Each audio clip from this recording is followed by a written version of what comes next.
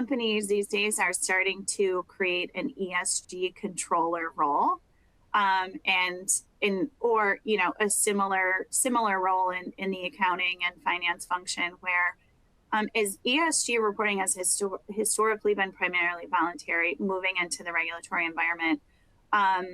Accounting and finance are definitely understanding the SEC climate proposal,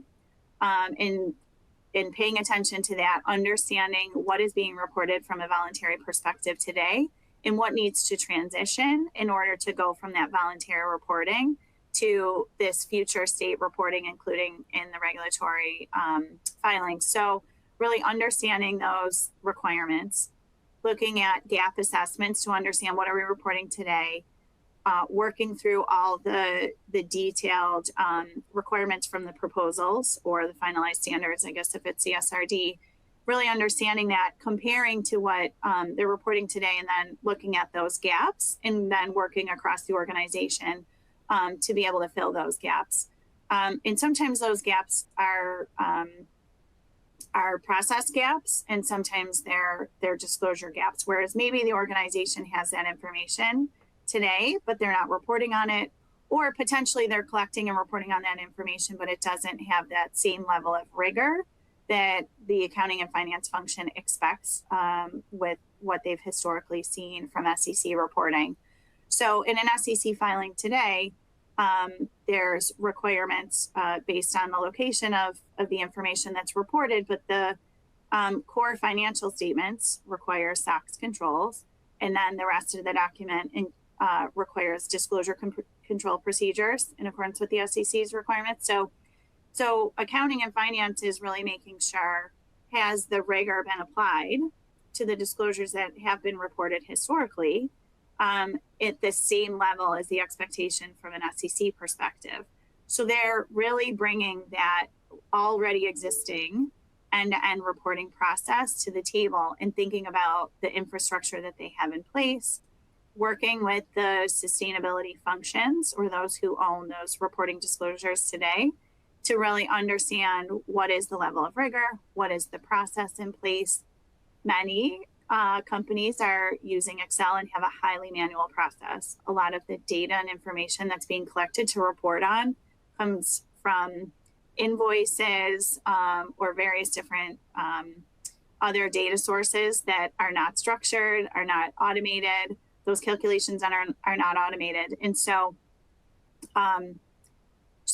the accounting and finance function is leveraging their internal control structure, leveraging the COSO framework to really walk through and obtain an understanding of those processes, which from a carbon emission perspective, in order to prepare for the climate proposal from the SEC, there's a lot of judgments and estimates used to perform those calculations based on the GHG protocol, the greenhouse gas emissions protocol. And so that's sort of similar to our US GAAP from an accounting perspective. So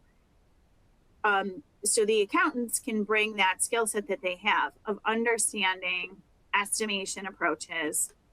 making sure policies are in place, driving the consistency of those policies, really ensuring that there's rigor around those estimations, leveraging experts to understand how is the data captured, what data do we have, where is there missing data,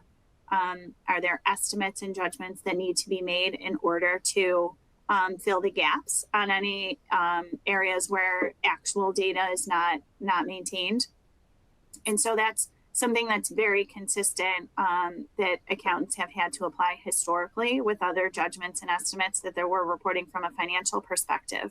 So really leveraging those skill sets that we've used from an accounting perspective for years and bringing that into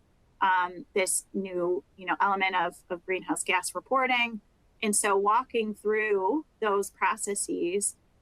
with the sustainability function or those who are capturing that data to understand that end-to-end process, and then documenting that process and figuring out, okay, what do we need to change in order to meet this SEC reporting requirement? So much of the voluntary reporting that happens today is several months after year end. if this information needs to be incorporated into an SEC filing, it would need to be filed with the 10K, which is, much shorter. And so oftentimes, within 45, 60 days of year end. And so the infrastructure is not in place today with the highly manual processes in order to perform those calculations. So understanding how it's reported today, and then figuring out, okay, what are the actions that we need to take, even if we are reporting the information that will need to go into the 10K, what actions do we need to take to bring that process to be more streamlined, more automated, increase the data availability on a more timely perspective so that they can report. So again, today from an accounting perspective, we close our books every single month, whereas many organizations really only capture and calculate this data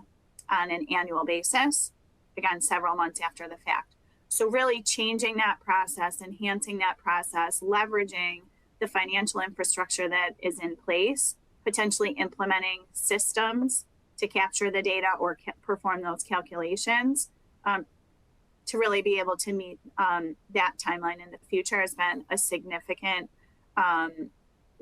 activity that companies are looking at to really be ready for SEC reporting and to meet those timelines, but then also make sure that there's those